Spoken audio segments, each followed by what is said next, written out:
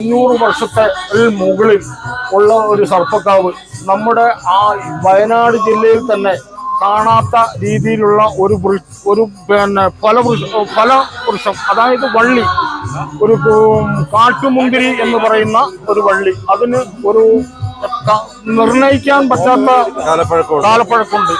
നിർണയിക്കാൻ പറ്റാത്തതെന്ന് പറഞ്ഞു കഴിഞ്ഞാൽ ഒരു ഭാഗം അച്ചുപോയി, എന്നിട്ടും അത് പിടിച്ചു നിൽക്കുന്ന ഒരു ക്ഷേത്രമാണ് ഇവിടുത്തെ ഈ കോളിമരം എന്ന് പറഞ്ഞത്. എത്ര 2500 വർഷങ്ങൾക്ക് മുകളിൽ ഉള്ള ഒരു കോളിമരമാണ്. അതുപോലെ തന്നെ നമ്മുടെ ഈ ക്ഷേത്രത്തിൽ പഴയ കാലത്ത് മുല്ലപ്പൂ എന്നും വീണുകൊണ്ടിരിക്കുന്ന ഒരു ക്ഷേത്രമായിരുന്നു. മുല്ലപ്പൂക്കളാൽ ചുറ്റപ്പെട്ട ഒരു ക്ഷേത്രത്തിന്റെ ഒരു അവശിഷ്ടമായിരുന്നു നമ്മൾ കണ്ടെത്തിക്കൊണ്ടിരിക്കുന്നത്. ആ മുല്ല ഇന്നും നമ്മുടെ അവിടെ ഇവിടെയൊക്കെ അവശേഷിക്കുന്നുണ്ട്. നമ്മൾ കണ്ട ഭൂമിയിൽ നിന്ന് കിളിർത്ത് മുല്ല വന്ന് ഏത് സമയവും ഭഗവാൻ ഒരു പുഷ്പം സമർപ്പിക്കുന്ന ഒരു ഘട്ടമാണ് ഇവിടെയുള്ളത്.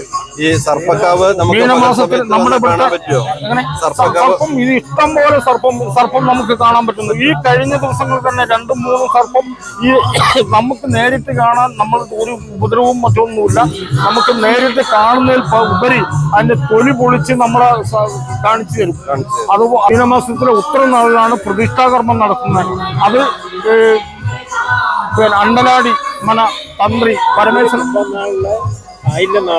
അതെ സർപ്പത്തിനും അയില പൂജ എല്ലാ വർഷവും നടത്തിക്കൊണ്ടിരിക്കുന്നു. സർപ്പക്കാവ് ഈ പകൽ സമയത്ത് നമുക്ക് വന്നാൽ കാണാൻ പറ്റുമോ? കാണാൻ പറ്റും. നമ്മളെ ആളനക്കമില്ലാത്ത സമയം ആണെങ്കിൽ ഈ ക്ഷേത്രപ്പറമ്പിന്റെ കോമ്പൗണ്ടിൽ നിന്ന് സർപ്പത്തെ കണ്ടിരിക്കും. അത് അതിന് ഉത്തമ തെളിവ് ഉദാഹരണം ഇത്.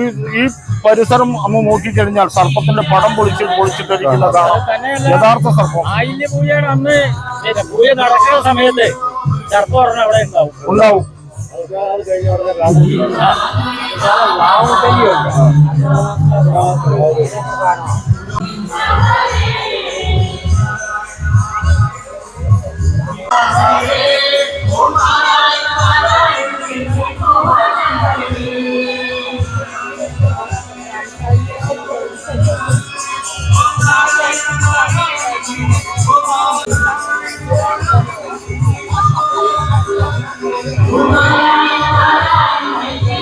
കുംഭമാസം 3-ാം തീയതി ഇവിടെ തെറ നടക്കുന്നുണ്ട്. പൂതാടി ദൈവങ്ങളുടെ തെറ, പിന്നെ ഇവിടുത്തെ ഏറ്റവും പ്രത്യേകതയുള്ള ഭഗവതി തെറ, ഉച്ചയ്ക്ക് 2 മണിക്ക് നടക്കുന്ന ഭഗവതി തെറ. അതോടൊപ്പം വൈകുന്നേരം 5:30 ഗുളികൻ തെറയോടാണ് ഇവിടെ ഉത്സവം തീരുന്നത്.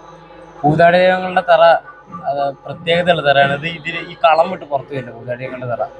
അത് ആ കളത്തിൽ തന്നെ ആയിരിക്കും പൂതാടി ദൈവങ്ങളുടെ തെറ നടക്കുന്നത്. നമ്മൾ ഇതിനു മുമ്പ് കണ്ട തെറകളെല്ലാം കളം വിട്ട് പുറത്തു പോകും, അങ്ങനെയൊക്കെയാണല്ലോ കണ്ടിട്ടുള്ളത്. ഇപ്പൊ എനിക്കും പുതിയ അറിവാണ് ഈ കളം വിട്ട് പുറത്തു പോകാത്ത തെറ. ഇത് കളം വിട്ട് നമ്മള് മറ്റ് വെളിച്ചപ്പാട് വെള്ളാട്ട്, അതുപോലെ ഇതിനൊരു കളമുണ്ട്. ആ കളം വിട്ടത് പുറത്ത്, ഇത് മേലേക്ക് കയറി വരില്ല, ഇവിടെ തന്നെ ഉണ്ടാവും. ഈ കളത്തിൽ തന്നെയാണ് തെറ ആടുന്നത്.